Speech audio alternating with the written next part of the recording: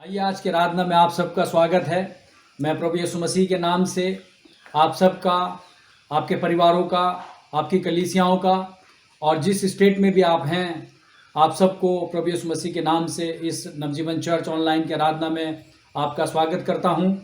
क्योंकि आराधना की पुकार में इस रीति से लिखा है परमेश्वर के वचन में, खुदावंद की हमद करो, खुदावंद हम पर रहम करे और हमको बरकत बख्शे और अपने चेहरे को हम पर जलवागर फरमाए, ताकि मेरी राह ज़मीन पर जाहिर हो जाए और मेरी नजात सब कौमों पर।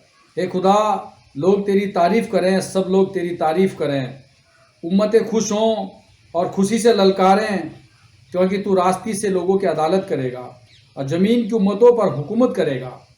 हे खुदा, लोग तेरी तारीफ़ करें, सब लोग तेरी तारीफ़ करें। ज़मीन ने अपनी पैदावार दे दी, खुदा यानी हमारा खुदा हमको बरकत देगा।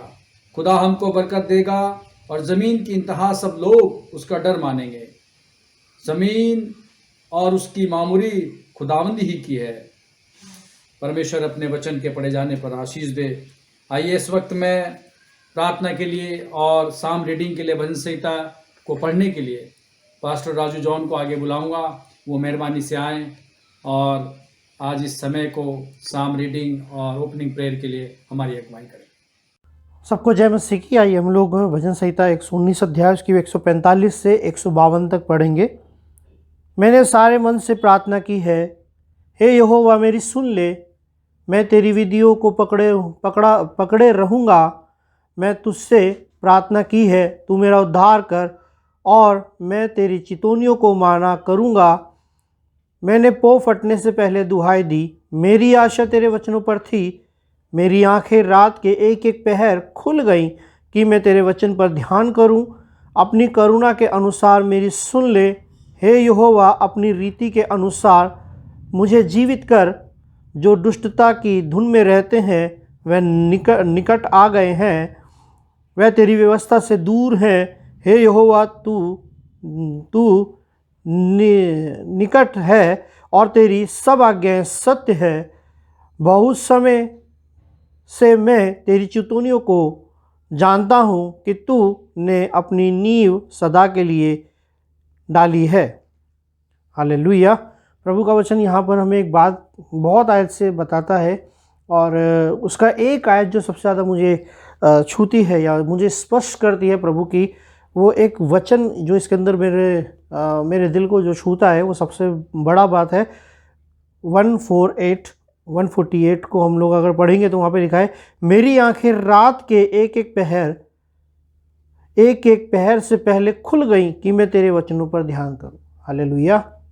प्रभु का वचन हमें एक बात बताता है कि रात के समय परमेश्वर का सेवक यहाँ पर कहता है, मेरी आंखें रात के एक एक पहर खुल जाती हैं, इसलिए कि प्रभु मैं उस तेरे वचनों को जो है ध्यान पूर्वक जो है देख सकूं, तेरे वचनों पर अपना ध्यान लगा सकूं।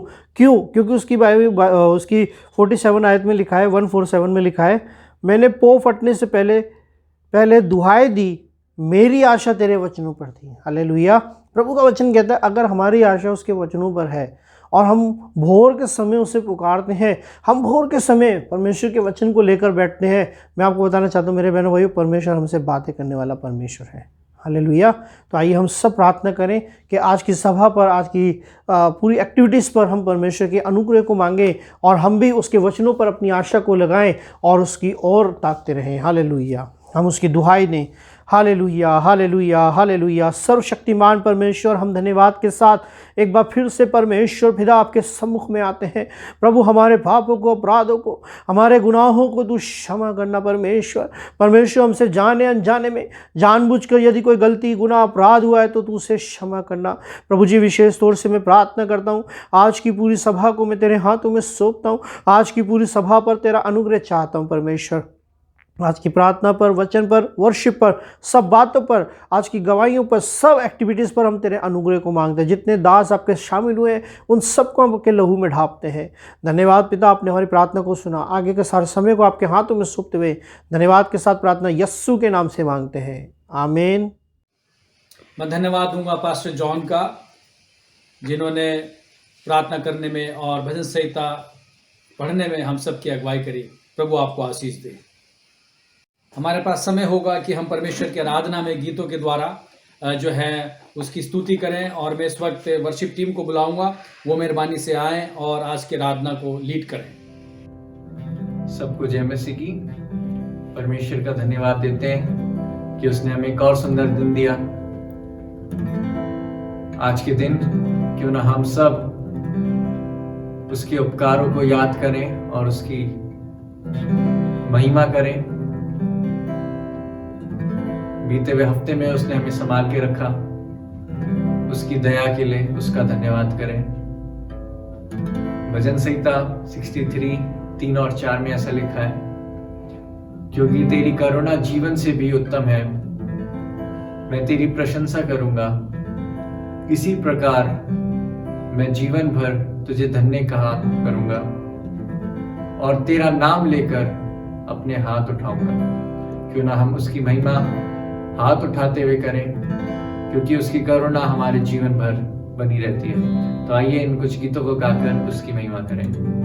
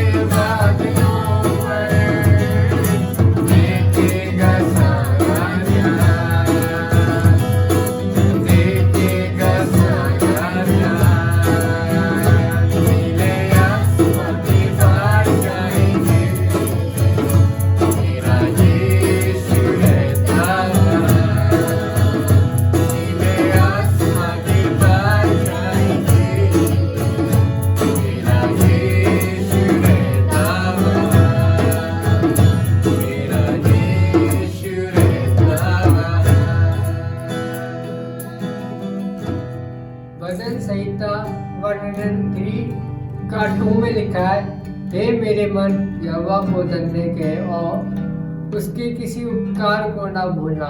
तो आइए हम इस वचन को ध्यान लगाएं और हम उसकी बातों को सुने और हम उसके यहोवा को धन्य कहें कि हम धन्य कह सकें जीएस को हर बात में और हर काम में हम उसको धन्य कहें। जो जो हम काम करते हैं तब भी हम उसके नाम को धन्य कह सकें।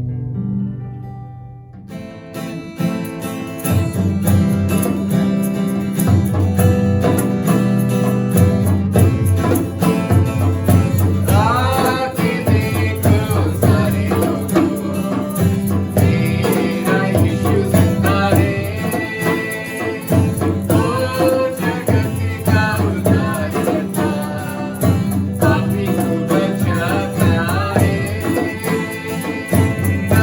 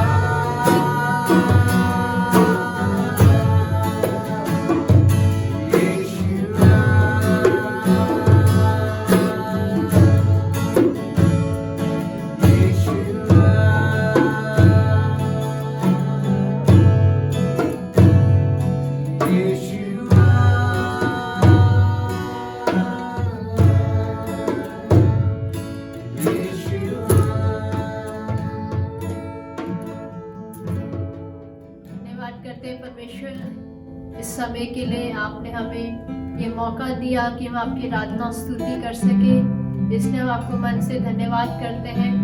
आपके हर आशीषों के लिए, आपके भलाइयों के लिए जो आपने हमारे जीवन में करे, उसके लिए हम आपको धन्यवाद देते हैं। और हम आपसे प्रार्थना करते हैं आप हमें अपना और पवित्र आत्मा दीजिए कि हम आप में और आगे बढ़ सके, आपके वचनों में और गीतों में, और आपकी आराधना हम और आत्मा और सच्चाई से कर सके। हमने जो भी आराधना करी है, आप हम उससे ग्रहण कीजिए और हमें आगे की पूरे सभा को हम आपके हाथों में सौंपते हैं। इस छोटी सी प्रार्थना को यीशु मसीह के नाम से मांगते हैं, आमीन। मैं धन्यवाद दूंगा वर्शिप टीम का, जिन्होंने बहुत बेहतर तरीके से जो है आज की वर्शिप को लीड करने में हम सब की अगुवाई करी।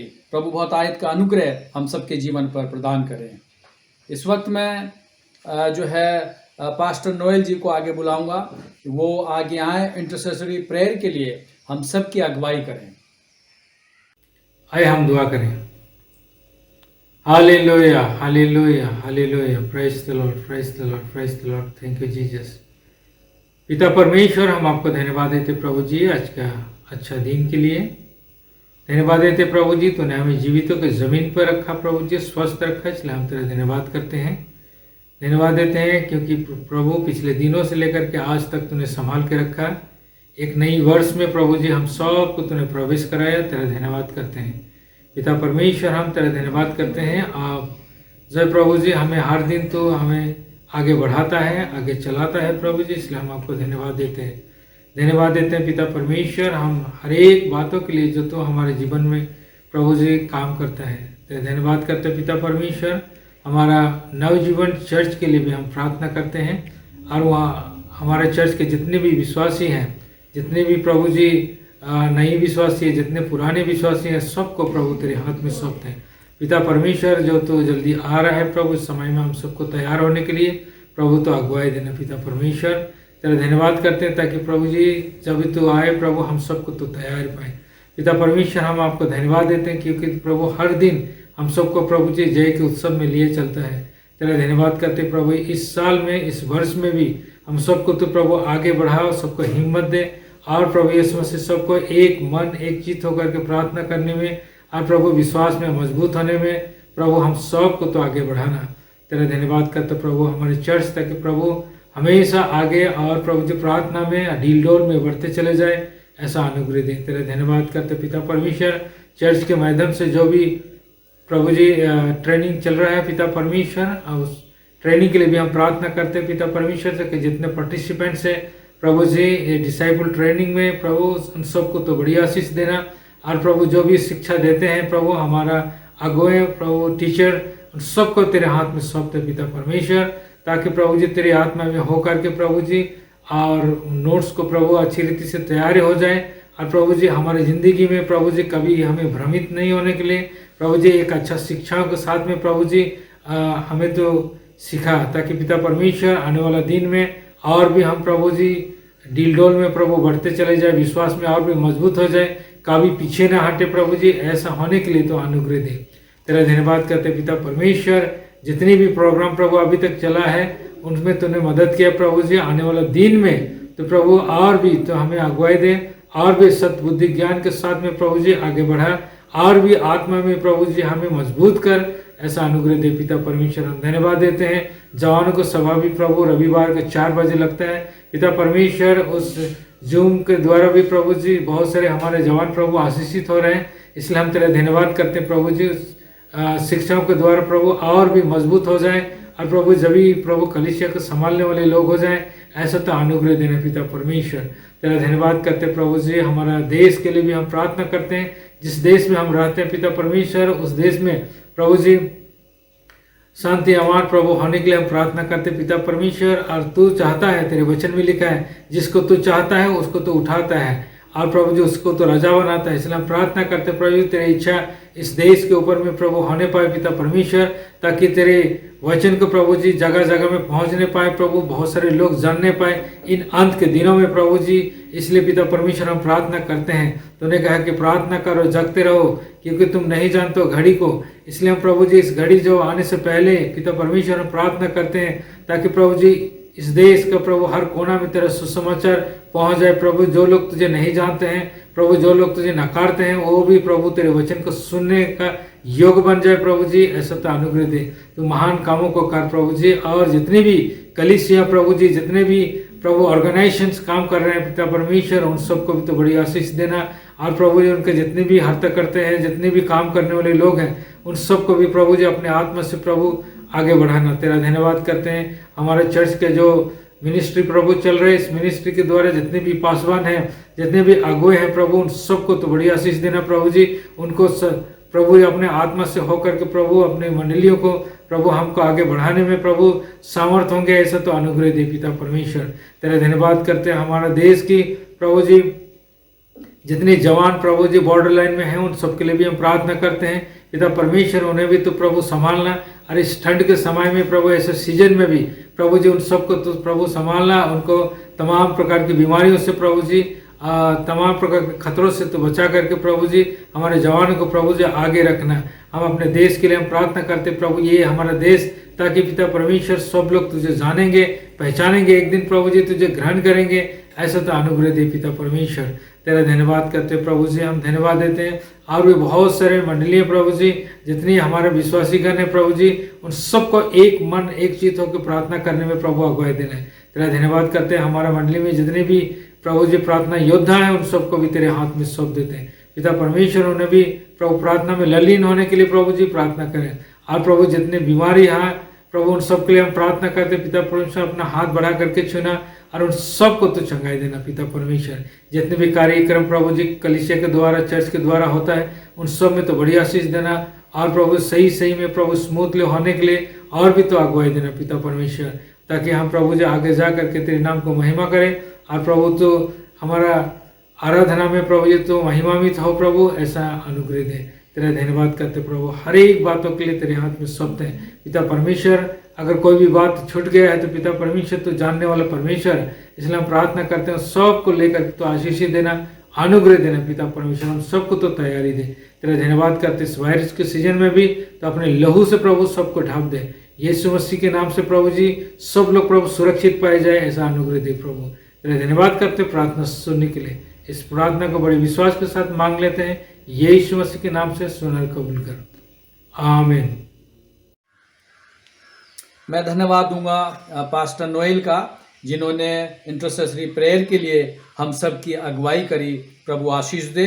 और इस वक्त हमारे पास समय होगा कि हम बहुत विशेष हिस्से में जाकर परमेश्वर के वचनों का जो है ध्यान से सुने और उसको अमल करें। और इसलिए हमारे बीच में परमेश्वर के सेवक पास्टर प्रेम कुमार हैं, और मैं उनको आगे बुलाऊंगा, वो मेहरबानी से आएँ और परमेश्वर के वचन को हमारे बीच में पेश करें। आप सबको जय मसीह की। प्रभु यीशु मसीह के मधुर नाम में आप सबको यीशु मसीह की महिमा और स्तुति में और उसके आनंद में जिसमें उसने हमें आज तक बनाए रखा, आप सबका मैं स्वागत करता हूं।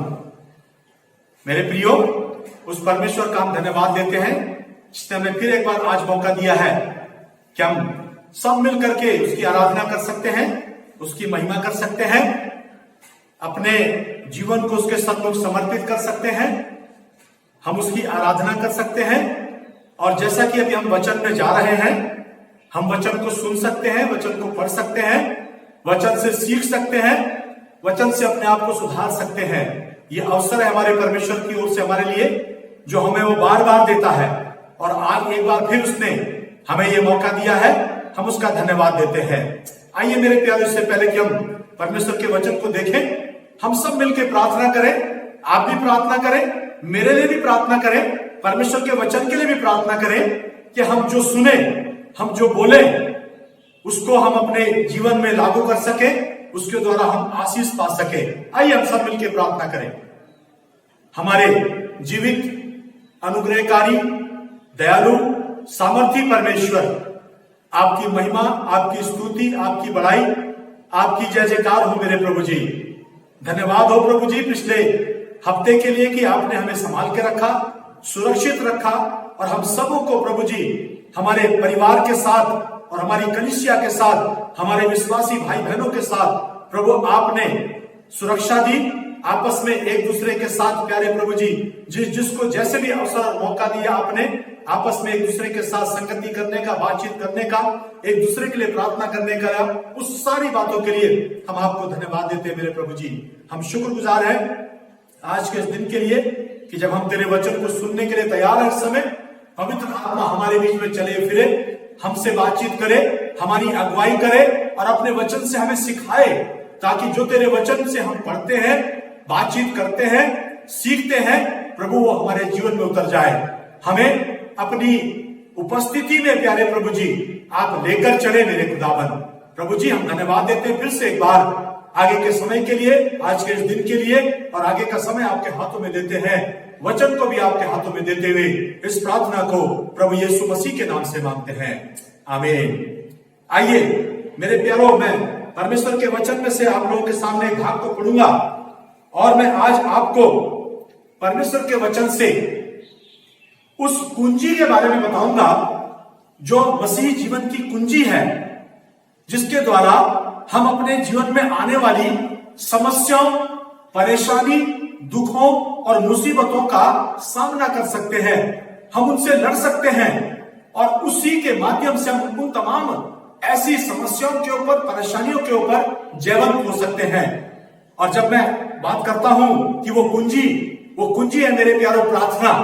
आज हम प्रार्थना के बारे में सीखेंगे, देखेंगे परमेश्वर के वचन से, और इस बात को हम अपने जीवन में लागू करने की कोशिश करेंगे कि बिना प्रार्थना के मेरे प्यारों हम कुछ नहीं कर सकते।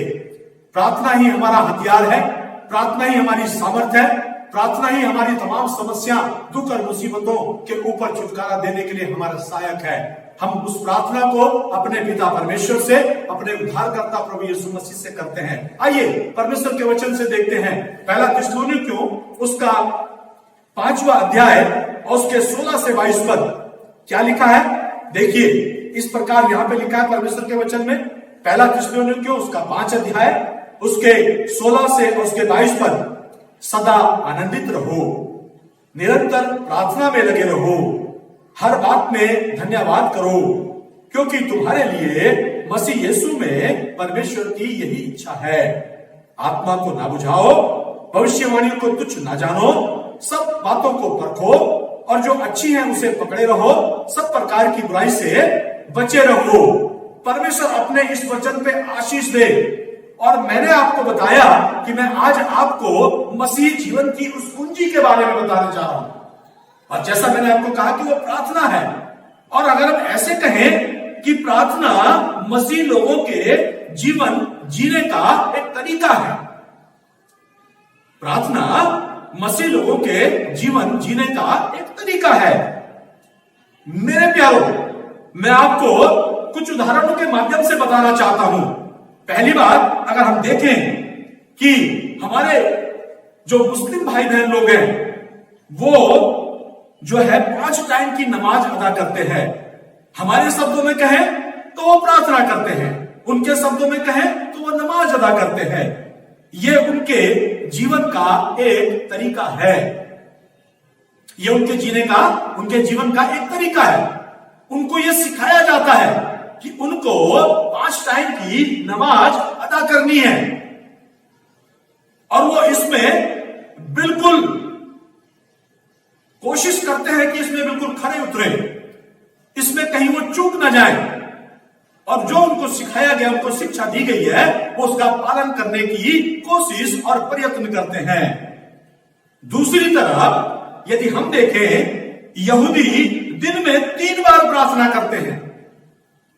यहूदी लोग जो परमेश्वर का वचन हमें बताता, हमें सिखाता, हम पढ़ते हैं, पुराने नियम में जाते हैं, जब यहूदियों को देखते हैं, उनके जीवन को पढ़ते हैं, उनके जीवन से सीखते हैं, तो हम देखते हैं कि यहूदी लोग दिन में 3 बार प्रार्थना करते थे, और शायद आज भी करते होंगे जो यहूदी परंपरा को आज भी मानते हैं। जैसे उदाहरण परमेश्वर के वचन में डैनियल को जब हम देखते हैं, डैनियल की पुस्तक को जब हम पढ़ते हैं, तो डैनियल उसी प्रकार से परमेश्वर के सन्मुख जाकर के दिन में 3 बार परमेश्वर के सन्मुख प्रार्थना किया करता था। यह उसके जीवन जीने का एक तरीका जो हमें बाइबल सिखाती है, जो हमें परमेश्वर का वचन सिखाता है कि डैनियल जो था वो दिन में 3 बार जाकर प्रार्थना करता था, निरंतर प्रार्थना करता था, रेगुलर प्रार्थना करता था, बिना चूके, बिना रुके, बिना थके, बिना भूले प्रार्थना करता था मेरे प्यारे।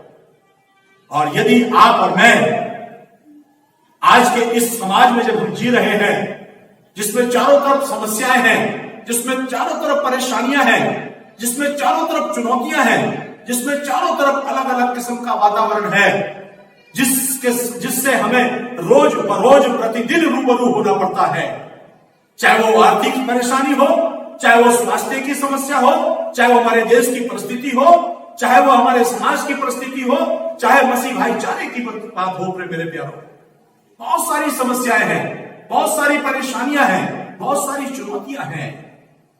और जब हम डैनियल की प्रार्थना के बारे में पढ़ते हैं और सुनते हैं, और जब हम उसका जिक्र करते हैं, तो डैनियल जब भी उसके सामने कोई ऐसी बात आती थी, ऐसी परीक्षा आती थी, ऐसा समय आता था कि जब वो उसका निर्णय स्वयं से नहीं कर पाता था, तो वो अपने परमेश्वर के सन्मुख जाता था और प्रार्थना करता था घुटनों पे बैठकर, और परमेश्वर से मांगता था, परमेश्वर से कहता था, प्रभु मेरी सहायता कर, प्रभु मेरी मदद कर। मेरे घरों, मैंने आपको बताया कि हमारे मुस्लिम भाई और बहन लोग जो हैं, वो दिन में 5 टाइम की नमाज अदा करते हैं। यहूदी लोग जो हैं, अपनी परंपरा के अनुसार दिन में 3 बार वो प्रार्थना करते हैं। आज के मसीहों से परमेश्वर क्या चाहता है? मुझसे और आपसे परमेश्वर क्या चाहता है? सवाल तो मेरा और आपका है ना। हम दूसरों की बात कर सकते हैं, दूसरों के उदाहरण देख सकते हैं, दूसरों के जीवन के बारे में बातचीत कर सकते हैं, उनके तौर तरीके के बारे में बातचीत कर सकते हैं, लेकिन हम अपने बारे में, परमेश्वर हमसे क्या चाहता है? यहूदी लोग और वो लोग जो थे, अपने पूरे जीवन भर जब तक वो जीवित रहते थे, चाहे वो दुख में हो, चाहे वो सुख में हो, ये उनकी एक रीति है, एक उनका एक नियम बना लिया था उन्होंने अपने जीवन का, एक नियम उनके जीवन का, कि चाहे किसी भी परिस्थिति में हो, अपने पूरे जीवन भर जब तक वो जीवित रहते हैं, चाहे वो सुख में हो, चाहे दुख में हो, हर परिस्थिति में वो इस प्रकार जाकर अपनी अपनी परंपरा के अनुसार नमाज अदा करते हैं, प्रार्थना करते हैं। इसमें कोई एक्सक्यूज नहीं। लेकिन मुझे और आज अपने आप को यह जांचना होगा कि मैं और आप किस हद तक, कितना परमेश्वर के सन्मुख बैठते हैं। क्योंकि मैंने आपको पहले बता दिया कि प्रार्थना जो है मसीह जीवन को एक जीने का एक तरीका है। अगर प्रार्थना नहीं है, प्रार्थना हम नहीं करते हैं, प्रार्थना के ऊपर हम विश्वास नहीं करते हैं, प्रार्थना में हम समय नहीं देते हैं, प्रार्थना में हम नहीं बैठते हैं, तो हम कहीं अधूरे हैं, हम कहीं अधूरे हैं, पूरे नहीं हैं हम लोग। और इसीलिए मैं आपको बताना चाहता हूं कि वो लोग करते थे, चाहे वो दुख में हो, चाहे सुख में हो, चाहे वो चाहे या ना चाहे, ये उनको करना ही था, ये उनको सिखाया गया, ये उनको बताया गया। लेकिन परमेश्वर का वचन विश्वासियों के लिए प्रार्थना के विषय में क्या कहता है?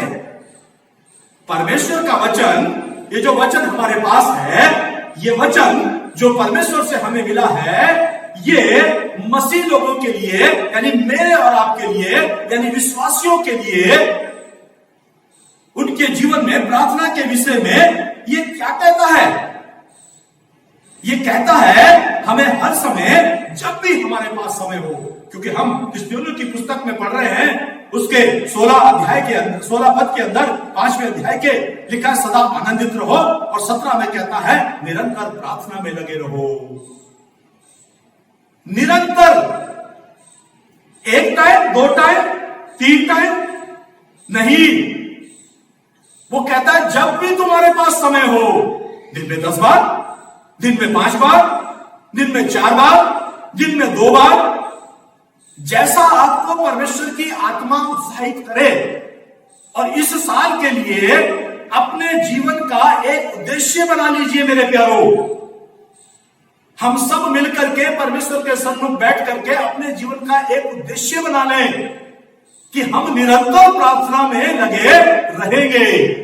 अगर हमको जीवन की इन तमाम समस्याओं से, जीवन की इन तमाम चुनौतियों का सामना करना है और इनके ऊपर हमको जयवंत होना है।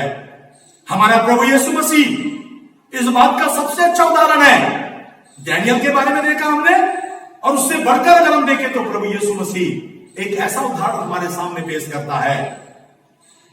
गतसमनी के बगीचे में प्रार्थना करने गया, प्रतिदिन प्रति भोर को प्रार्थना करने के लिए जाता था। कहीं कहीं शाम के समय लिखा प्रार्थना करने जाता था। कोई समय निश्चित नहीं। जब हमारे पास समय हो, जब हमारे पास वक्त हो, प्रभु हमसे ये चाहता है। परमेश्वर का वचन हमसे ये कहता है, जो हम फिलिस्तीनियों के उसके 5 अध्याय के 17 पद में पढ़ते हैं, निरंतर प्रार्थना में लगे रहो। क्योंकि प्रार्थना ही वो हथियार है हमारे पास जो शैतान की तमाम युक्तियों को, उसके तमाम बंधनों को काटता है, उसकी तमाम चालाकियों से हमें बचाता है, उसके तमाम फंदों से हमें बचाता है। इसीलिए परमेश्वर का वचन कहता है, फिलिस्तीनियों की कलीसिया के लिए लिखा गया है कि निरंतर प्रार्थना करते रहो। और ये मेरे और आपके लिए भी यही परमेश्वर की ओर से मेरे प्यारों यही संदेश है। तो इस वर्ष आप और मैं जब इस वर्ष में आगे बढ़ रहे हैं, लगभग 1 महीना समाप्ति की ओर है, समापन की ओर जा रहा है, समाप्त हो रहा है लगभग। तो मैं और आप अपने जीवन का एक लक्ष्य बनाएं कि हम निरंतर प्रार्थना में लगे रहें। किसी भी विषय की बात क्यों ना हो, विषय कोई भी क्यों ना हो, चुनौती कोई भी क्यों ना हो, हर एक का हथियार, हर एक की कुंजी एक ही है, और वो कुंजी है, वो हथियार है प्रार्थना।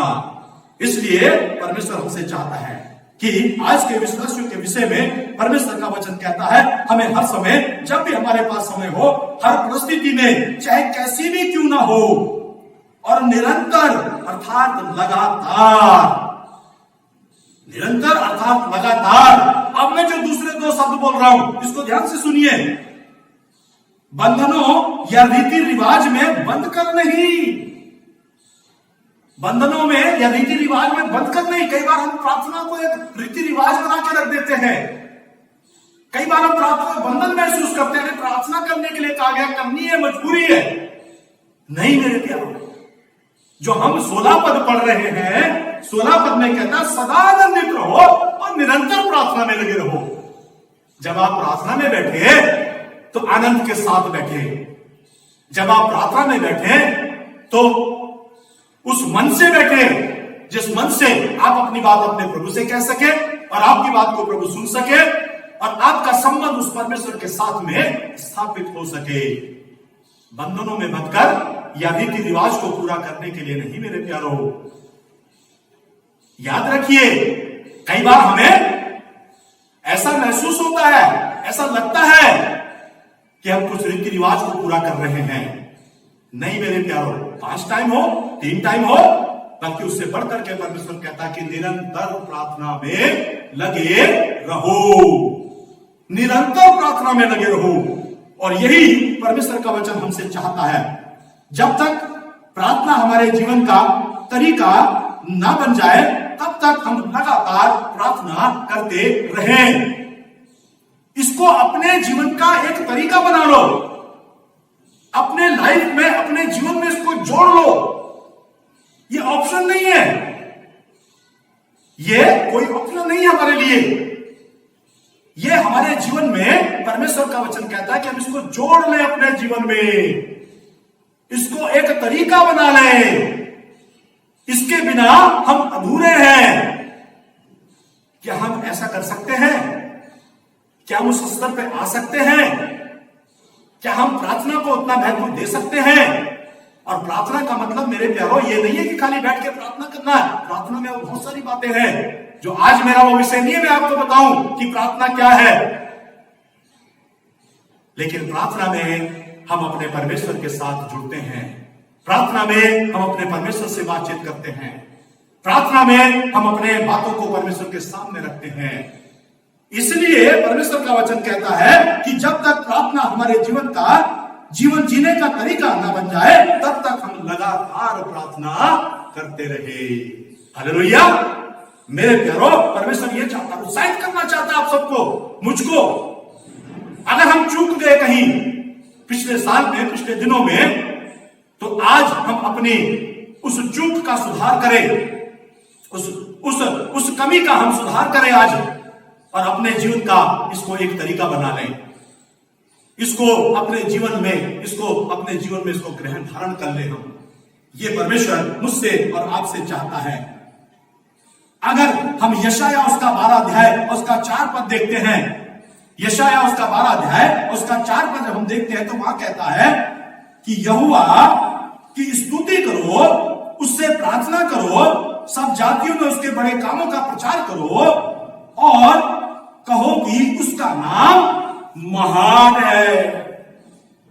यशाया उसका 12 अध्याय और 4 पद कहता है, यहोवा की स्तुति करो, उससे प्रार्थना करो, सब जातियों में उसके बड़े कामों का प्रचार करो, और कहो कि उसका नाम महान है। ये हमारा परमेश्वर हमसे चाहता है कि हम अपने परमेश्वर को निरंतर अपने जीवन में सर्वप्रथम स्थान दें। हम उसको याद करें, उसकी स्तुति करें, उससे प्रार्थना करें। आप हो सकता है कि परमेश्वर को कुछ आर्थिक धन दे दे, हो सकता है आप कुछ और अन्य किसी वस्तुओं से शायद कलीसिया या कलीसिया के लोगों की मदद कर दें और कहें कि हम तो परमेश्वर की सेवा कर रहे हैं, हम परमेश्वर का बड़ा काम कर रहे हैं। आप कर रहे हैं, वो भी एक परमेश्वर की ओर से एक हमारे जीवन के लिए, हमारे लिए एक शिक्षा है कि मसीह लोगों को इस प्रकार से भी एक दूसरे के लिए सहायता के लिए खड़ा रहना है। लेकिन सबसे पहले हमारा व्यक्तिगत जीवन, क्या हमारा संबंध परमेश्वर के साथ अच्छा है? क्या हम परमेश्वर के साथ जुड़े हुए हैं? क्या परमेश्वर हमारी बातों को सुन रहा है? क्या हम विश्वास के साथ अपने परमेश्वर के सम्मुख प्रार्थना कर रहे हैं? एक विश्वासी या मसीह व्यक्ति के लिए प्रार्थना अपने पैरों के बल घुटनों पर बैठना तथा अपने परमेश्वर से संपर्क स्थापित करना है। ये थिस्सलुनीकि की पत्री में, और जब हमने यशाया उसका 12 अध्याय उसका 4 पद पढ़ा, तो ये दोनों जगह हमें इस बात के लिए प्रेरित करती हैं। प्रार्थना क्या है? एक विश्वासी या एक मसीह व्यक्ति के लिए प्रार्थना अपने पैरों के बल घुटनों पर बैठना तथा अपने परमेश्वर से संपर्क स्थापित करना है। ये मेरा परमेश्वर और आपका परमेश्वर मुझसे चाहता है। मेरे प्यारे, हम अपने परमेश्वर के सम्मुख बैठे, उसके साथ हम अपने संपर्क को स्थापित करें, उसका ध्यान करें, मनन करें उसका, और फिर उससे अपनी बातों को हम कहें। मेरे प्यारो, बल्कि परमेश्वर का वचन क्या कहता है कि प्रार्थना परमेश्वर को अपनी इच्छाओं को पूरा करने के लिए तैयार या विवश करना नहीं है। कई बार हम क्या सोचते हैं कि हम प्रार्थना करेंगे, परमेश्वर को मना लेंगे, परमेश्वर से मेरी ये बात है प्रभु, तुझे माननी पड़ेगी, ये तुझको करना ही पड़ेगा। हम परमेश्वर को विवश नहीं कर सकते, हम परमेश्वर को विवश नहीं कर सकते।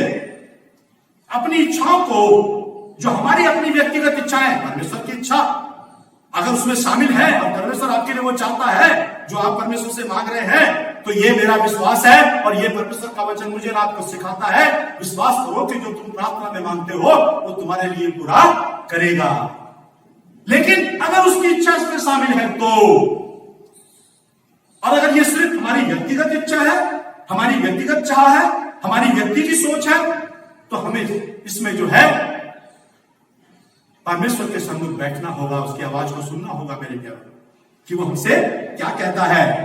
बल्कि प्रार्थना अपने आप को परमेश्वर की इच्छा को पूरा करने के लिए तैयार करना है। प्रार्थना है क्या? अपने आप को उस परमेश्वर की इच्छा पूरा करने के लिए तैयार करना है। याद कीजिए प्रभु यीशु मसीह की प्रार्थना, जब वो गतसमनी के बगीचे में प्रार्थना कर रहा था तो कह रहा था मेरी नहीं बल्कि तेरी इच्छा पूरी हो। यदि हो सके तो यह प्याला मुझसे हट जाए, लेकिन मेरी नहीं तेरी इच्छा पूरी हो। इसलिए मेरे प्यारे, मैं आज आपको बताना चाहता हूं, प्रार्थना जब हम करते हैं तो प्रार्थना जो है, परमेश्वर का वचन कहता है कि बल्कि प्रार्थना अपने आप को परमेश्वर की इच्छा को पूरा करने के लिए तैयार करना है। और इसीलिए परमेश्वर का वचन कहता है कि जब तक हम प्रार्थना करें, जब तक ये हमारे जीवन का एक जीने का तरीका ना बन जाए, लगातार प्रार्थना करें, निरंतर प्रार्थना करें। प्रार्थना मसीहों के लिए एक आनंद का विषय हो, ना कि जबरदस्ती का। प्रार्थना आपके लिए और मेरे लिए एक आनंद का विषय हो, ना कि जबरदस्ती का। और मुझको और आपको अपने जीवन में इसको इसी तरह से आनंद के रूप में लेना होगा। चाहे हम प्रार्थना करवा रहे हैं, चाहे हम स्वयं प्रार्थना कर रहे हैं, ये जबरदस्ती नहीं होती मेरे प्यारों। ये हमारे आनंद का विषय, ये हमारे अंदर से, हमारे हृदय से, हमारी खुशी से आना चाहिए मेरे प्यारों, ना कि जबरदस्ती या दबाव या बोझ का विषय हो। यह ही परमेश्वर नहीं चाहता है कि हम जबरदस्ती या बोझ से करें, बल्कि परमेश्वर चाहता है हमारे लिए आनंद का विषय हो। ये चाहता है परमेश्वर कि जब हम प्रार्थना करें आनंद से करें, स्वयं इच्छा से करें, स्वतंत्र होकर करें। ये परमेश्वर की इच्छा है। आगे अगली बात कहता है कि परमेश्वर चाहता है कि मसीह लोग हर परिस्थिति में सहर्ष अपने परमेश्वर के प्रति धन्यवादित रहें। इसी में अगर हम थिस्सलुनीके की पत्री में पढ़ते हैं और उसके 18 पद में जाते हैं तो वहां कहता है हर बात में धन्यवाद करो। और यहां जो मैं कह रहा हूं, आपको कह रहा हूं, परमेश्वर चाहता है कि मसीह लोग हर परिस्थिति में अपने परमेश्वर के प्रति धन्यवादित रहे। हम प्रभु से आशीष पाना चाहते हैं, हम प्रभु से लेना चाहते हैं, हम अपनी समस्याओं के ऊपर जय पाना चाहते हैं। लेकिन जब धन्यवाद देने का समय आता है, जब परमेश्वर हमारी प्रार्थनाओं को सुनता है और हमें धन्यवाद देना चाहिए, उस समय हम कहीं ना कहीं चूक जाते हैं। आज मैं आप लोगों को उत्साहित करना चाहता हूं, परमेश्वर आपसे मुझसे चाहता है कि परमेश्वर के लोग, विश्वासी लोग परमेश्वर के प्रति हर परिस्थिति में धन्यवादित रहें। यही परमेश्वर की इच्छा है, क्योंकि कई परिस्थिति हमारे जीवन में आत्मिक उन्नति के लिए आती है। कई बार हमें लगता है हम बड़े दुख में गुजर रहे हैं, हम बड़ी तकलीफ से होकर जा रहे हैं, हम बड़ी समस्या में फंसे हुए हैं, हमारे लिए कुछ भी अच्छा नहीं हो रहा। ऐसे में हम कैसे परमेश्वर का धन्यवाद दे सकते हैं? ऐसे में कैसे में हम आनंद के साथ प्रार्थना कर सकते हैं? ऐसे में हम कैसे परमेश्वर के सामने जाकर के बैठ सकते हैं? यही तो मेरे प्यारों परमेश्वर चाहता था। दानियल के जीवन से भी सीखते हैं और प्रभु यीशु मसीह के जीवन से भी सीखते हैं। परिस्थिति अच्छी नहीं थी, लेकिन उसके बावजूद भी परमेश्वर के चरणों में बैठे हैं, प्रार्थना भी कर रहे हैं, धन्यवाद भी दे रहे हैं परमेश्वर का, और आनंद के साथ, किसी दबाव या दुख में नहीं, बल्कि परमेश्वर की इच्छा को जानने के लिए कि प्रभु तेरी इच्छा क्या है, वो हमारे ऊपर प्रकट कर, वो हमें बता। ये प्रार्थना परमेश्वर मेरे और आपके जीवन से चाहता है मेरे प्यारों। हम धन्यवादित रहें हर परिस्थिति में। इसलिए परमेश्वर चाहता है कि हर विश्वासी आनंद तथा धन्यवाद के साथ प्रार्थना में लगा रहे। इसलिए वो परमेश्वर चाहता है कि हर विश्वासी आनंद और धन्यवाद के साथ परमेश्वर के सन्मुख प्रार्थना में लगा रहे। हालेलुया। मैं आपको उत्साहित करना चाहता हूं मेरे प्यारों, आप इसका अनुभव करके देखिए, इसे अपने जीवन में जोड़ के देखिए, इसे अपने जीवन जीने का तरीका बना के देखिए। आप परमेश्वर की उपस्थिति को और परमेश्वर के हाथ को महसूस करेंगे, आप उसकी सामर्थ को देखेंगे। ये मैं आज आप लोगों को उत्साहित करना चाहता हूं। परमेश्वर चाहता है कि हम सुबह दोपहर, तीसरे पहर, संध्या हो, रात हो, मध्य रात्रि हो, जब आप चाहें प्रार्थना कर सकते हैं। कोई बंधन नहीं है, कोई बंधन नहीं है। परमेश्वर का वचन कहता है कि जब आप चाहें, सुबह को, दोपहर को, तीसरे पहर, संध्या को, रात को, मध्य रात्रि को, जब आपका दिल करे परमेश्वर के सामने बैठने का, प्रार्थना करने का, उससे बातचीत करने का। ना 5 टाइम, ना 3 टाइम का बंधन। परमेश्वर ने हमें इससे आजाद कर दिया, हमें स्वतंत्र कर दिया, स्वतंत्र इच्छा दी। अपने जीवन जीने का तरीका बना लो, इसको अपनी जीवन शैली बना लो। ये वो कुंजी है जो आपकी समस्याओं का, आपकी चिंताओं का, आपकी परेशानियों का समाधान करेगी, आपको उनसे बाहर निकालेगी। लेकिन आपको इसमें अपने आप को, मेरे प्यारों, जोड़ना होगा। आपको इसे अपने जीवन का हिस्सा बनाना होगा, मेरे प्यारों। आगे कहता है परमेश्वर का वचन, परमेश्वर चाहता है कि आप उस समय प्रार्थना करें जब आप असहाय हो। परमेश्वर कहता है, परमेश्वर का वचन कहता है कि आप प्रार्थना करें जब हम आनंदित हैं, तब तो प्रार्थना हम करें। ये तो कहता ही है परमेश्वर का वचन, और आनंद के साथ करें।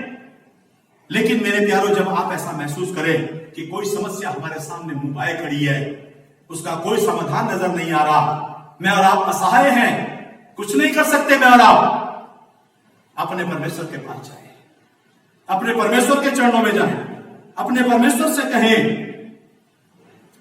जब कमजोर हो, परमेश्वर का वचन कहता है कि जब आप आनंदित हो, जब आप असहाय हो, जब आप कमजोर हो, जब आप उत्साहित हो, आप हर परिस्थिति में प्रार्थना कर सकते हैं। जब आप टूटे हुए हो, टूटा हुआ मन परमेश्वर को ग्रहण योग्य है।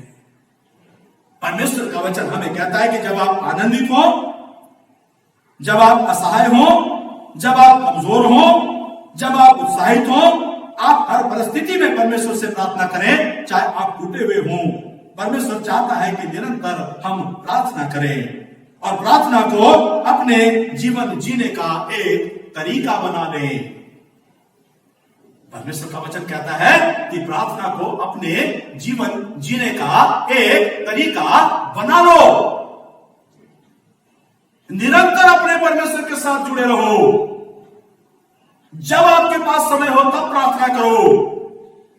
सुबह हो, दोपहर हो, संध्या हो, मध्य रात्रि हो, कोई भी समय क्यों ना हो, कोई बंधन नहीं, कोई रुकावट नहीं। मेरा और आपका परमेश्वर हर समय मेरे और आपके लिए उपलब्ध है। जब मैं और आप चाहे उसके साथ संपर्क स्थापित कर सकते हैं, जब मैं और आप चाहे उससे प्रार्थना कर सकते हैं। उसमें कोई बंधन नहीं मेरे प्यारों। और चाहे हम आनंदित हो, चाहे हम अपने आप को असहाय महसूस करते हो, चाहे हम किसी समस्या में हो, चाहे हम कमजोर हो, चाहे हम टूटे हुए मन हो, लेकिन हमारा परमेश्वर हमें हर परिस्थिति में स्वीकार करता है। हर परिस्थिति में हमारी अवस्था को देखते हुए, जानते हुए हमारे लिए मदद और सहायता करने के लिए तैयार है। अगर आप किसी समस्या से गुजर रहे हैं, आप किसी परेशानी से गुजर रहे हैं, आप किसी दिक्कत से गुजर रहे हैं, आप किसी चुनौती का सामना कर रहे हैं, तो मेरे प्यारों, आज परमेश्वर की ओर से मैं आपको उत्साहित करना चाहता हूं, परमेश्वर के वचन से आपको उत्साहित करना चाहता हूं कि आप उस परमेश्वर के साथ अपने संपर्क को स्थापित करें, प्रार्थना को अपने जीवन जीने का तरीका बना लें। आगे कहता है अपने जीवन जीने का इसको क्या बना ले, तरीका बना ले। जीवित रहने के लिए या प्रतिदिन के जीवन में विजय प्राप्त करने के लिए प्रार्थना को जीवन का हिस्सा बना लो। हालेलुया। परमेश्वर का वचन क्या कहता है? कहता है जीवित रहने के लिए तथा प्रतिदिन के जीवन में विजय प्राप्त करने के लिए हम प्रतिदिन चुनौतियों का सामना करते हैं। प्रतिदिन हमारे सामने चुनौतियां आती हैं, प्रतिदिन हम समस्याओं से घिरे रहते हैं। अगर आप इनके ऊपर जयवंत होना चाहते हो, विजय पाना चाहते हो, तो प्रार्थना को अपने जीवन जीने का तरीका बना लो, जीवन का हिस्सा बना लो। बिना प्रार्थना के मसीह जीवन एक अधूरा जीवन है। बिना प्रार्थना के मसीह जीवन एक अधूरा जीवन है। इसलिए प्रत्येक विश्वासी या मसीह को प्रार्थना को अपने प्रतिदिन के जीवन जीने का तरीका बनाना चाहिए। यही परमेश्वर मुझसे और आपसे आज चाहता है मेरे प्यारे, और मैं भी आप लोगों को उत्साहित करना चाहता हूं। प्रार्थना प्रार्थना प्रार्थना, यही हमारी कुंजी है, यही हमारे हथियार है, और इसी के द्वारा हम उन तमाम चुनौतियों का सामना कर सकते हैं, उन तमाम बातों के ऊपर जय पा सकते हैं जिनसे हम संघर्ष कर रहे हैं। मनुष्य का जीवन एक संघर्षपूर्ण जीवन है। ये संघर्ष करता रहा है, कर रहा है और करता रहेगा। इसलिए अगर आप इसके ऊपर जयवंत विजयवंत होना चाहते हैं तो आज की इस बात को, परमेश्वर के इस वचन को ध्यान से सुने और इसको सुन समझे। और आगे क्या कहता है? आत्मा को ना बुझाओ, भविष्यवाणी को तुच्छ ना जानो, सब बातों को परखो, और जो बातें अच्छी हैं उसे पकड़ लो, सब प्रकार की बुराई से बचे रहो। सब प्रकार की बुराई से आत्मा को ना बुझाओ, आत्मा को ना बुझाओ। ये परमेश्वर मुझसे आपसे चाहता है। जब आपके मन में, आपकी आत्मा में ये आए कि मुझे प्रार्थना करनी है, मुझे प्रभु से बातचीत करनी है, चाहे समय कोई भी हो, वातावरण कैसा भी क्यों ना हो, आपके लिए कोई रुकावट नहीं है मेरे प्यारे। और इसीलिए वो कहता है कि सब प्रकार की बुराई से अपने आप को बचाए रखो। उससे भी बचने का एक ही तरीका है, बुराइयों से बचने का भी एक ही तरीका है, और वो है परमेश्वर से प्रार्थना।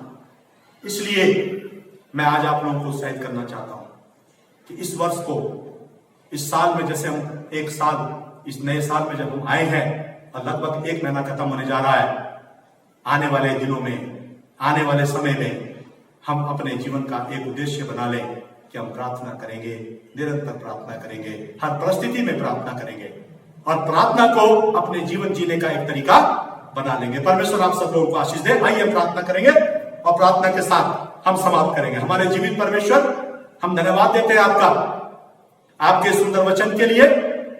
और प्रभु जी, जो आपकी ओर से हमारे लिए संदेश आया है, प्रभु आप चाहते हैं कि हमारी परिस्थिति में आपके सन्मुख बैठे प्रार्थना करें। हर समस्या, हर चुनौती का सामना करने के लिए हमारे पास एक ही कुंजी है, एक ही हथियार है, वो है प्रार्थना। प्रभु हम इस आपके द्वारा दिए गए इस कुंजी, इस हथियार को प्रभु हम थामे रहें, इसको हम कभी ना छोड़ें। और मेरे तमाम प्रिय भाई और बहन, तमाम परमेश्वर के वचन को सुनने वाले जितनों ने प्रभु के वचन को, आज के वचन को सुना है, मैं उन सब के लिए भी प्रार्थना करता हूं। प्रभु इस जीवन में हम, प्रभु जी, आज खास रीति से जब हम इस 2021 में है, इस साल को प्रभु जी अपने जीवन जीने का, प्रार्थना को एक तरीका बना ले। सबको बड़ी आशीष दे। सबकी चुनौतियां जीवन में जो हैं, उन सब को प्रभु जी आप, परमेश्वर पिता, आपके द्वारा वो उनका सामना कर सकें, ऐसी मेरी आपसे प्रार्थना है। प्रार्थना को सुने हमारे उद्धारकर्ता प्रभु यीशु मसीह के नाम से मांगते हैं, आमीन। जय मसीह की आप सबको। मैं धन्यवाद दूंगा पास्टर प्रेम का। उन्होंने प्रभु के वचन को बहुत बेहतर तरीके से आपके और मेरे जीवन के लिए पेश किया। प्रभु का अनुग्रह हम सबके जीवन पर बना रहे। धन्यवाद। आइए इस वक्त हम अपने आराधना के जो है उस हिस्से में पहुंच चुके हैं जहां पर हम अपनी भेंटों के द्वारा, चाहे वो दशवांश की भेंट हो और चाहे वो रेगुलर ऑफरिंग हो या कोई भी थैंक्स गिविंग हो, हम प्रभु के चरणों पर जो है उसको चढ़ाएंगे। और मेरा आपसे अनुरोध है, आइए हम सब लोग तैयार हो जाएं, और मैं पास्टर अनिल सिंह जी को आगे बुलाऊंगा, उनके परिवार के साथ वो आएँ और आज के इस ऑफरिंग जब हम कलेक्ट करें तो जो है वो गीत के द्वारा, गीत के माध्यम से जो है हमारी अगुवाई करें।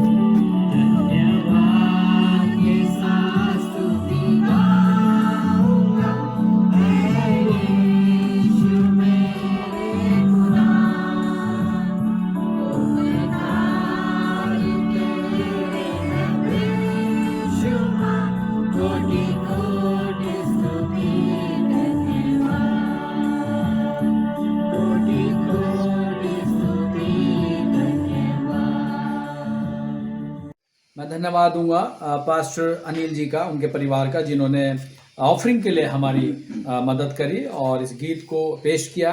प्रभु आपके परिवार को बहुत आयत का अनुग्रह और आशीष प्रदान करे। आइए इस वक्त हम इस ऑफरिंग के लिए जो आपने प्रभु के चरणों पर दी है, परमेश्वर की सेवा के लिए समर्पित की है, पास्टर महेश हमारे बीच में आएंगे और इस ऑफरिंग के लिए प्रार्थना मांगेंगे। आइए मेरे प्रियो, ये समय है हम लोग दान के लिए प्रार्थना करें। जो भेंट हमने दी है उसके लिए प्रार्थना में चलें। स्वर्ग में विराजमान परमेश्वर, प्रभु यीशु के नाम से आपके पास आते पिताजी, और जो भी भेंट प्रभु तेरे बेटे और तेरी बेटियों ने दी है प्रभु जी, अपनी घटती बढ़ती में से प्रभु आप उनको आशीषित करें। प्रभु जो भाई बहन प्रभु बच्चे बूढ़े जवान नहीं दे पाए प्रभु, उन पर दया करना, उनकी कमाई में बरकत उड़ेलना प्रभु, वो भी तेरे राज के लिए अपना दसवांश, अपना दान, ऑफरिंग, ताइद दे सके और आपके नाम की महिमा हो। पिता, मैं आपका सेवक यीशु के नाम से पिता हम तेरी महिमा चाहते हैं प्रभु। इस दान के द्वारा प्रभु जी तेरा राज बढ़े परमेश्वर, तेरे दास भक्तों की ज़रूरत पूरी की जाए, तेरे खादिमों की ज़रूरत पूरी की जाए प्रभु जी, और पिता ये दान तेरे राज के लिए इस्तेमाल होने पाए प्रभु जी, और तेरी महिमा होने पाए, और हम सबको प्रभु जी ईमानदार बनाए प्रभु, अपना दसवांश देने में, अपने प्रभु थैंक्स गिविंग देने में प्रभु जी, अपना ऑफरिंग देने में प्रभु जी, ताकि परमेश्वर तेरे भवन में किसी भली वस्तु की घटी ना होने पाए। पिता आप बड़े हम घटे, यीशु के नाम से मांगते हैं, आमीन। धन्यवाद पास्टर महेश का, उन्होंने इस ऑफरिंग के लिए हम सबको ब्लेस किया प्रार्थना के माध्यम से। आइए इस वक्त हम जो है प्रेरितों का विश्वास अपोस्टल क्रीड को जो है ब्रदर अभिषेक के द्वारा हम जो है उसको दोहराएंगे। आप जहाँ कहीं पर भी हैं, मेहरबानी से अपोस्टल क्रीड को दोहराने में जो है ब्रदर अभिषेक के साथ हम सब लोग जो हैं उनके साथ जुड़ेंगे। आइए हम सब प्रेरितों के विश्वास को बोलें। मैं विश्वास करता हूँ सर्वशक्तिमान पिता परमेश्वर पर, जिसने आकाश व पृथ्वी की रचना की, और उसके इकलौते पुत्र हमारे प्रभु यीशु मसीह पर, कि वह पवित्र आत्मा की सामर्थ से देहधारी होकर कुंवारी मरियम से उत्पन्न हुआ, पैंतुस पिलातुस के राज्य में दुख उठाया, क्रूस पर चढ़ाया गया, मारा गया और गाड़ा गया, अधोलोक में गया, तीसरे दिन मृतकों में से जी उठा, स्वर्ग पर चढ़ गया और पिता परमेश्वर के दाहिने हाथ बैठा है, जहाँ से वह जीवतों व मृतकों का न्याय करने को आएगा। मैं विश्वास करता हूँ पवित्र आत्मा पर, विश्वासियों की मंडली पर, संतों की संगति पर, पापों की क्षमा, देह के जी उठने और अनंत जीवन पर, आमीन। धन्यवाद अपोस्टल क्रीड, प्रेरितों का विश्वास दोहराने के लिए जो परमेश्वर ने अपनी कलीसिया को दिया है। और मैं धन्यवाद दूंगा अभिषेक का कि उन्होंने इस अपोस्टल क्रीड को दोहराने के लिए हम सब की अगुवाई करी। आइए इस वक्त जो है हम अपनी आराधना के सबसे अंतिम हिस्से में पहुंच चुके हैं, जहां पर हम प्रभु की प्रार्थना, लॉर्ड्स प्रेयर और बेनेडिक्शन के साथ जो है आज की इस ऑनलाइन आराधना को जो है हम समापन करेंगे। और इसके लिए हमारे बीच में पास्टर साइमन चंद्रा जी वो आगे आएंगे और हमें बेनेडिक्शन के साथ, लॉर्ड्स प्रेयर के साथ जो है वो हमारी अगुवाई करेंगे। आइए हम प्रभु की प्रार्थना के लिए अपने सर को झुकाएंगे और अपने स्थानों में खड़े हो जाएंगे और हम सब मिल करके प्रभु की प्रार्थना एक साथ दोहराएंगे। आइए प्रार्थना करें। हे हमारे पिता, तू जो स्वर्ग में है, तेरा नाम पवित्र माना जाए, तेरा राज्य आए, तेरी इच्छा जैसे स्वर्ग में पूरी होती है वैसे पृथ्वी पर भी पूरी हो। हमारे दिन भर की रोटी आज हमें दे, और जिस प्रकार हमने अपने अपराधियों को क्षमा किया है वैसे ही तू भी हमारे अपराधों को क्षमा कर। हमें परीक्षा में ना ला बल्कि बुराई से बचा, क्योंकि राज, पराक्रम और महिमा सदा तेरे हैं। आमीन।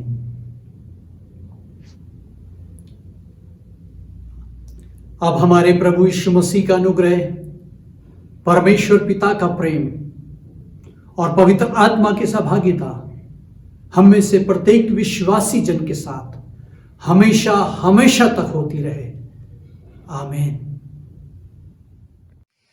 आप सबका बहुत बहुत धन्यवाद और विशेष पास्टर साइमन चंद्रा जी का, जिन्होंने पूरी आराधना को जो है बेनेडिक्शन के साथ, आशीष की प्रार्थना के साथ हम सबको ब्लेस किया, ताकि कंटिन्यू परमेश्वर का प्रेम और अनुग्रह और शांति हमारे परिवारों में, हमारे जीवनों में, हमारे समाज में और हमारे देश में जो है बनी रहे। इसलिए आप सबका एक बार फिर से मैं on behalf of Navjeevan church online worship की तरफ से जो है जिन लोगों ने इसमें पार्टिसिपेशन किया उन परिवारों के लिए और उन चर्चेस के लिए, कलीसियाओं के लिए और ऑल्सो और उनके लिए भी जो इसमें भागीदारी जिन्होंने निभाई है, जिन्होंने लीडिंग किया है, उन सब पासबानों के लिए मैं धन्यवाद देना चाहूँगा। परमेश्वर आप सबको बहुतायत की आशीष और अनुग्रह दे। आने वाला सप्ताह हम सब के लिए अनुग्रह, शांति और प्रेम के साथ जो है होने पाए। बहुत बहुत धन्यवाद। जय मसीह की। शालोम आप सभी को जय यीशु मसीह की। परमेश्वर का बहुत बहुत धन्यवाद इस समय के लिए जो परमेश्वर ने हमें एक बार फिर से दिया है कि हम उसको धन्यवाद दे सकें। मैं धन्यवाद देता हूँ परमेश्वर का कि उसने सारी आराधना में हम सभी की सहायता करी और अपने वचन के द्वारा, आराधना के द्वारा हम सभी को आशीषित किया। इसलिए हम परमेश्वर का बहुत बहुत धन्यवाद देते हैं। मेरे पास कुछ सूचनाएं हैं तो कृपया आप ध्यान से सुन लीजिएगा ताकि हम उनको फॉलो कर सकें। और सूचना इस प्रकार से है कि प्रत्येक रविवार को 10:30 बजे ऑनलाइन जो आराधना का लिंक है आपको 10 बजे भेज दिया जाता है। 10:30 बजे से हम लोग आराधना शुरू करते हैं परमेश्वर के सामने ऑनलाइन में। और बृहस्पतिवार को हम लोगों का जो डिसाइपलशिप ट्रेनिंग है उसका लिंक भी आपको भेज दिया जाता है। इवनिंग में 8:20 से ये होता है। तो सभी से आपसे निवेदन है कि आप इसमें ज़रूर पार्टिसिपेट कीजिए और जिसके द्वारा परमेश्वर की महिमा हो सके। उसी प्रकार एक अनाउंसमेंट और है, वो है यूथ मीटिंग के बारे में।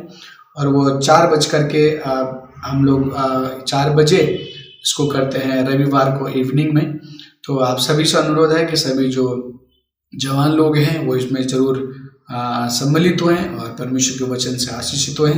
साथ ही जो भी दशवंश और भेंटें हैं आप सभी लोगों ने जो एकत्रित कर रखी हैं तो वो नवजीवन चर्च में आप भिजवा दीजिए, जो हमारे पास्टर और नवजीवन चर्च का जो ऑफिस है वहाँ पर, ताकि ये सभी चीज़ें सुचारू रूप से आ सकें और हो सके। और आप लोग प्रार्थना कर सकते हैं बुधवार को जो नवजीवन चर्च इंजीनियरिंग इनक्लेव में बुधवार को जो मीटिंग होती है उसके लिए भी कि यदि कोई अपने घर में रखवाना चाहता है तो आप ज़रूर पास्टर अनिल से बातचीत कीजिए और अपने घर में आप रखवा सकते हैं।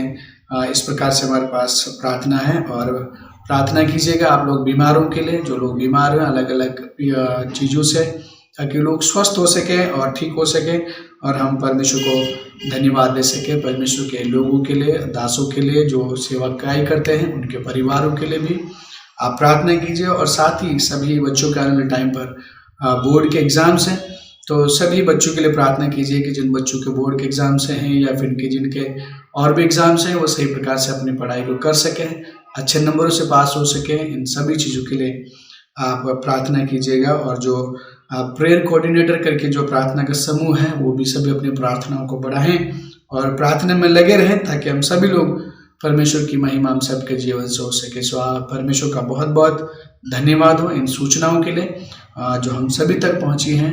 परमेश्वर हम सभी को बहुत सारी आशीष दे।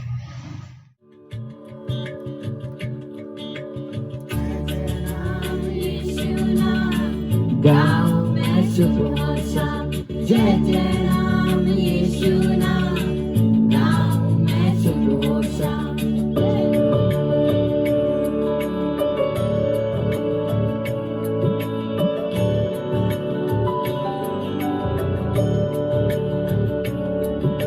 जय जय राम यीशु नाम, गाँव में सुबोसा। जय जय राम यीशु नाम, गाँव में सुबोसा। जय जय राम यीशु नाम, गाँव में सुबोसा। जय जय राम यीशु नाम, गाँव में सुबोसा।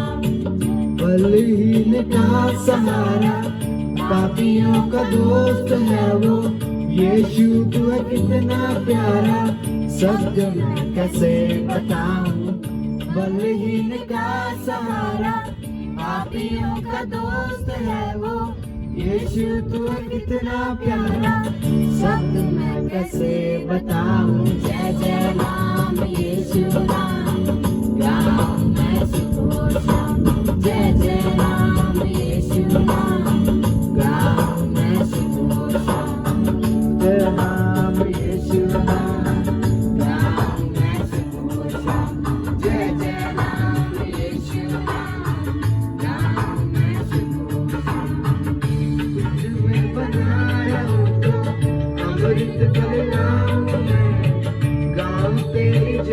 सजा दो तुझ सा बन जाऊं मैं तुझ में बना रहूं तो अमृत फल लाऊं मैं गाऊं तेरी जय सजा दो तुझ सा बन जाऊं मैं जय जय राम यीशु नाम गाऊं मैं सुबह शाम जय जय राम यीशु नाम गाऊं मैं सुबह शाम जय जय राम यीशु नाम गाऊं मैं सुबह शाम जय जय राम यीशु नाम गाऊं मैं सुबह शाम